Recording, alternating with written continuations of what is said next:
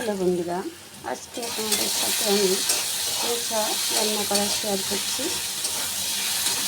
আমি একটা চিংড়ি মাছ দিয়ে মোচাটাকে করবো, তার জন্য আমি কড়াইতে আলু ছোটো করে কেটে আলুটা ভাজা বসিয়ে দিয়েছি। চিংড়ি মাছটাকে কেটে ভালো করে ধুয়ে নিয়েছি।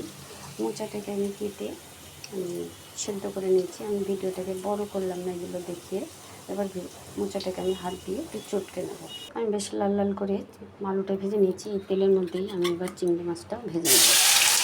আমি মাছটা তুলে নিলাম, চিংড়ি মাছটা। এর মধ্যে আমি জিরে তেজপাতা ফোড়ন দিয়ে আমি মশলাটা দিয়ে দিলাম। আমাদের দুখানা বড় সাইজের টমেটোকে বেটে নিয়েছি। আর 2 চামচি ধনে গুঁড়ো, 2 চামচি জিরে গুঁড়ো দিয়ে 1 চামচি হলুদ গুঁড়ো দিয়ে আমি মশলাটাকে এবার ভালো করে কষে নেব। মশলাটা সুন্দর করে কষা হয়ে গেছে, তেল ছেড়ে দিয়েছে। এবার আমি মোচাটা দিয়ে দেবো, দিয়ে ভালো করে মশলাটার সাথে আমি কষিয়ে নেব।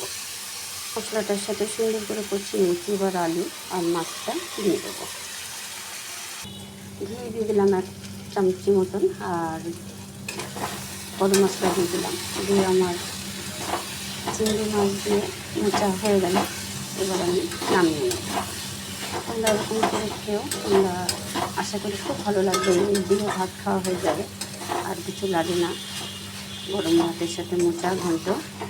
তোমরা চাইলে আমাদের শুকনো লঙ্কা গুঁড়ো দিতে পারো। আমি শুকনো লঙ্কা গুঁড়ো দিয়েই এবার আমি নামিয়ে নেব। আমি নামিয়ে নিলাম। তোমাদের কেমন লাগলো তোমরা কমেন্ট করো। আমার চ্যানেলটাকে সাবস্ক্রাইব করো, লাইক করো, শেয়ার করো। আজকে রাখছি, কাল আবার অন্য কিছু নিয়ে আসবো। টাটা।